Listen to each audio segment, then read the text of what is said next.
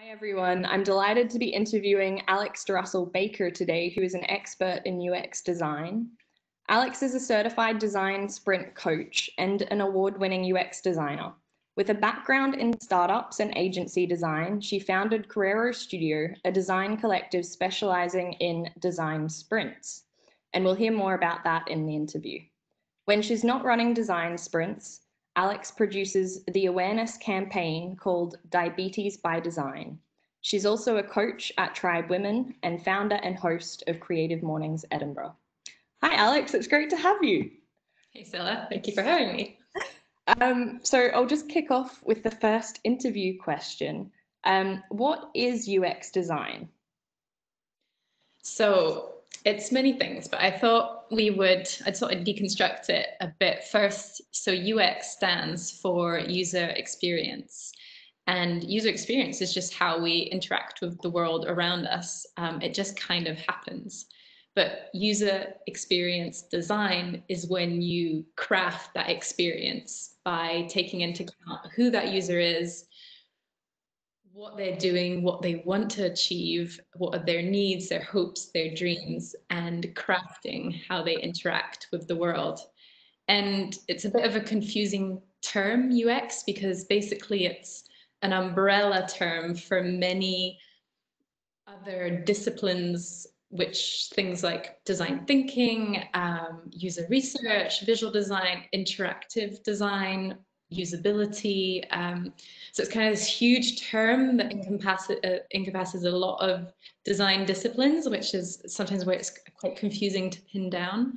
But the main thing to take away of what a UX designer does is they're first and foremost focused on the end user and solving problems for them. So solving problems with empathy is sometimes what people say. And to make it even more confusing, if say you were looking to hire a UX designer, if you were looking for them on LinkedIn, they might not actually go under the name of a UX designer. They might call themselves a product designer, a product strategist, a service designer, a content designer, a UX researcher, a design thinker. You get it. It's basically huge, and it's actually quite a young term if you think about it. It's only about 5 years old. So that's also where maybe sometimes it's hard, you might hear different definitions for it. That is really interesting, and it is a lot to take in, I have to say. So because this is obviously for our BRT accelerator, can you explain why UX design is important for businesses?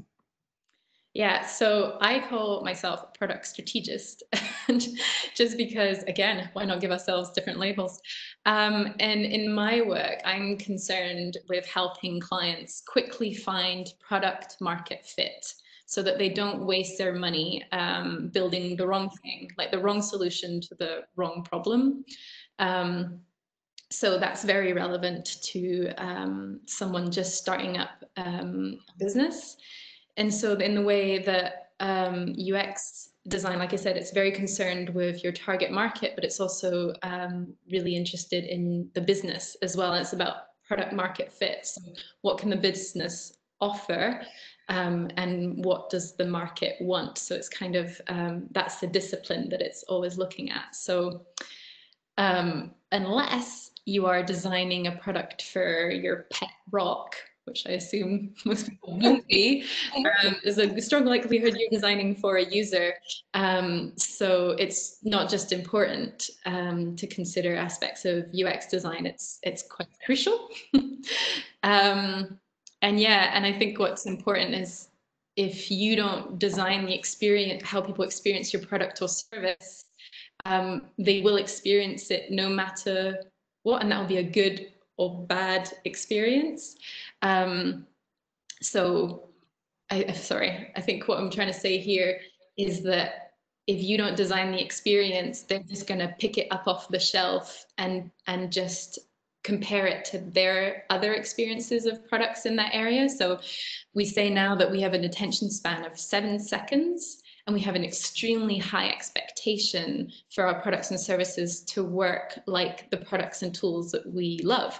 And we've really seen that in kind of enterprise products. Like you could look at something like Zoom or something like the tool that we're using. Like it has to just work. Like people get really frustrated because they're used to very good products that are easy to use. Like what am I saying? Like so Instagram. Like I want to be able to join a meeting as easily as I switch on Netflix and find a movie I want to watch. People just have all these really, really high expectations of how products should work. So yeah, sorry, that's a bit of a roundabout way of why it's important. But considering who your user is and how they interact with your product is just massive. Absolutely. That makes a lot of sense. And I have to admit, I completely thought of another video watching service online. I'm not going to say what it is, but I always compare it to Netflix because Netflix is very easy and it shows you what you've currently been watching and you can just click and continue watching. Whereas there's another service that's available that doesn't do that. And you've literally got to rewind back to where you were in a certain TV series or movie. So that's Exactly.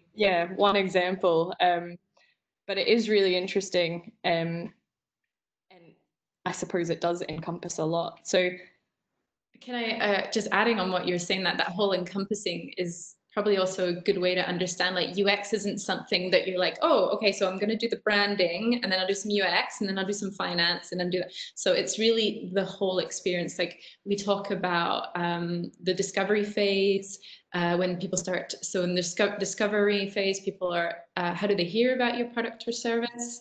And then you move into the, oh, actually I quite fancy trying this service. So what is their first experience? And then if you pass that level, oh, I quite like this, I want to use this, it's really important that is it easy to use? Does it fit into their lifestyle? Is it affordable?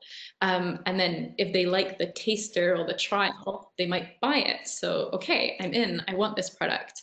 How do I as a business now figure out the value exchange? What's the right price? So again, that can be, that's kind of how you understand your user. Who is my user? Are they a student or are they like a high earning business owner? So again, that all these things, understanding the context is just so important to so many aspects. And then do they like it so much, and this is the gold mine, do they like it so much that they will refer you to a friend, which we know is one of the best ways to grow your business? And finally, have you also designed what happens when they're done, when they leave? Like a lot of people are more and more aware of our data and all the information that we might give a product or service. And if you can also design the end of experience, that's putting you in quite a nice position compared to competitors who often don't really think about that side of things. So yeah, when you said the word encompassing, I think that's a good word for what UX design does for the whole journey of the product. it is so much to think about. It's such a big topic, which brings me to my next question, which is quite a tricky one considering what you've just explained. But what do you believe are the most important aspects of UX design? So I think it is that the ability to zoom in and out. So it's a process that looks at the full picture. And it's also a process that doesn't just look at the solution. Like often when clients come to me and say, we really need to build this app, like first I'll say, wait, let's zoom out. Like, what is this app solving? Who is it solving it for? And are you sure that is the right solution? Like once I had to design an app for health and safety on a construction site. And the client was like, no budget for user research. You can't go and speak to the users or whatever. So we had to continue and design this health and safety app. And then we designed tons of money, tons of build time, all the development time, that kind of stuff.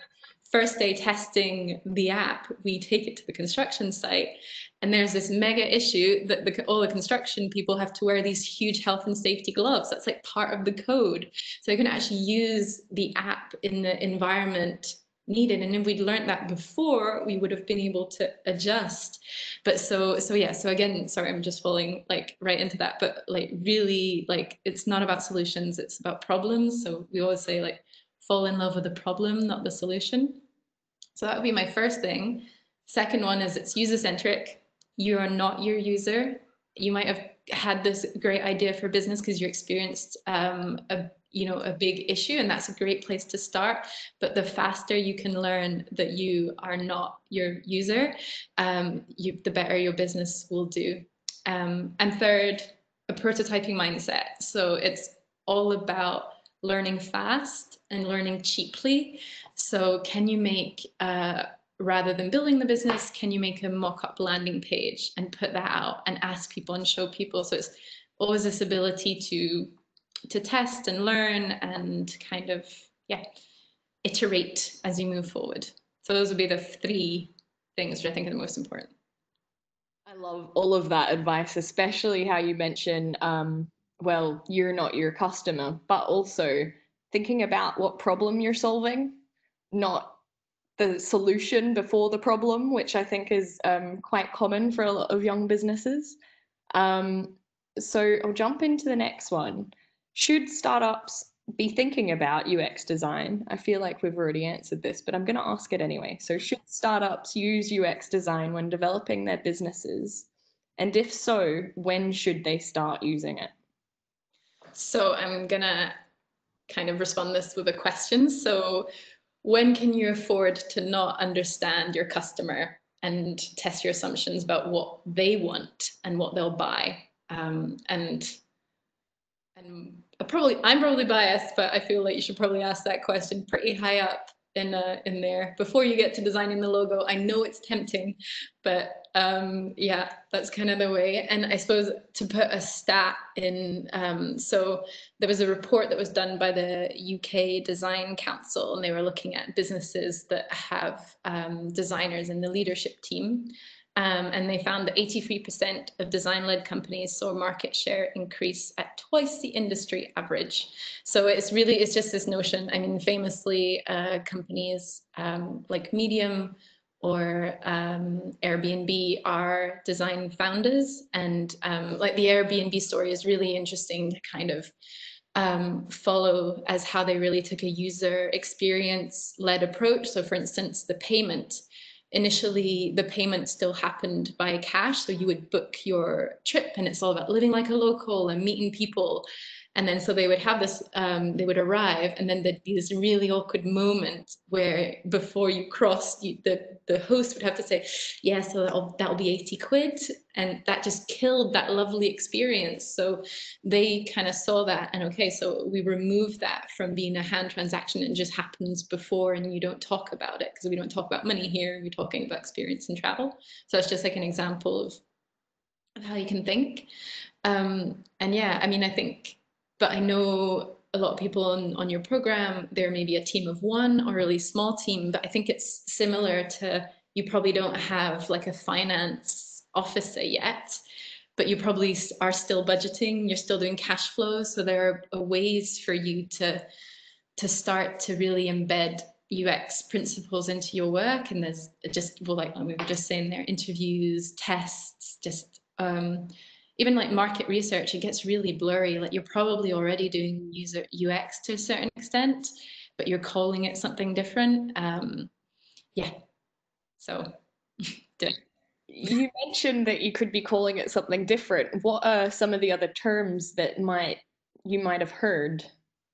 Market research, personas, they might be doing personas already. What others? Competitor reviews, like understanding the landscape where your product fits. Yeah, obviously, if you come at it from, often the difference is these tools can be used just by really focusing on the business, but UX again will be the same tools, but with a bigger focus on the target user. So they kind of meet in the middle, but if that makes sense. Yeah, it does. That's really interesting. It's basically like that, the middle, the sweet spot. Anyway, so is there, I feel like you have answered this again already, but is there anything extra founders should be aware of when using UX design to develop their business?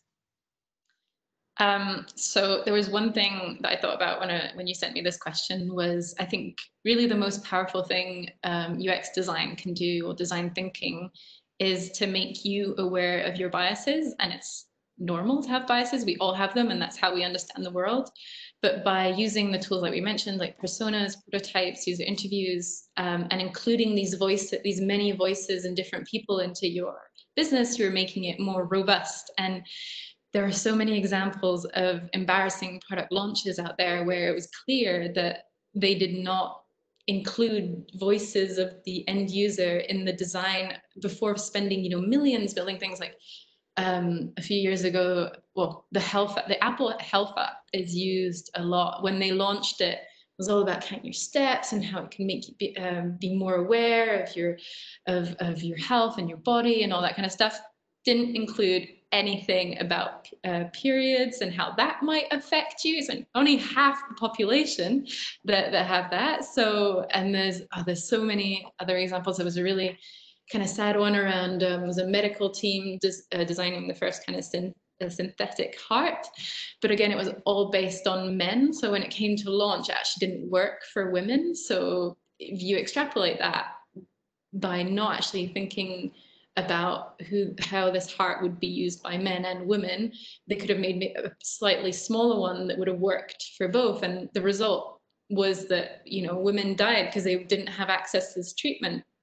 Is one I use a lot when I do a design thinking workshop, which is this racist soap dispenser that it wasn't designed to be racist, but that is how the company is seen now, because it was a sort of infrared thing.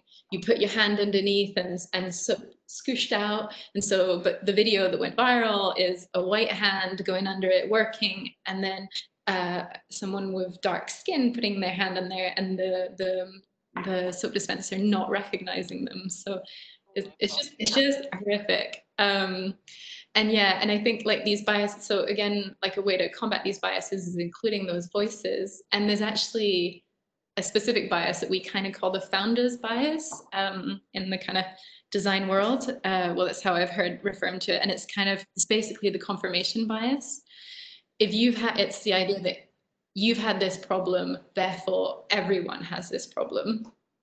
And the confirmation bias is the idea that if you are looking for confirmation out in the world, then you will find it, even if it's not really there. And so a way to try and combat that and to encourage is like, for every thing that reinforces your idea, try and play devil's advocate and really like, okay, what's the opposite of this? And who has done this research? Who's saying this? Was it leading research? As all these kind of, it's all about disproving bias and not launching racist soap dispensers. Absolutely. I hope no one's going to go out and do that again. So what are your top tips for UX design? So again, I suppose here we're talking about people who might not have the funds to hire in a design team. So I'd say it's likely people who are looking to validate assumptions and finding market fit as fast as possible, so that you can start making some money or you can start attracting the right investors. And I think the shortcut to doing that is many experiments. Just lots of small experiments, like we were saying there. You can test a business idea without actually building a business. And this is actually what design sprints are. And I know we were gonna talk a little bit about that afterwards. And I know you were saying as well, what kind of tips, how can I bring this into my business? Initially, I think there's really so many great resources out there. I've got one here. So this one is, you've probably heard of the Lean Startup, but this is UX for Lean Startups. And it's just a really, really good book that if you can't afford a designer, it helps you apply design thinking techniques in a really kind of simple way to design experiments and learn super fast. Also, there's places like Code Clan in Edinburgh who do, like, I think a foundation in UX. Career Foundry, are a Berlin-based online kind of UX course. And yeah, I think that's, even just if you just start there, that's probably a good start. That's amazing. Can you, just that book that you had, can you tell us the author? Yes, it's Laura Klein. Ah, there it is. Perfect. Sorry, you did show that originally. I didn't see it. Um, all right, so that brings us almost to the end of the interview. I have one more question for you. Could you briefly outline what design sprints are and why they're useful for startup founders? Yeah, so design sprints are basically a process that takes an idea all from having the idea to refining it into a solution. I should start that again. That wasn't very well explained. It's basically Okay. it must be it's Friday. My brain is just gone.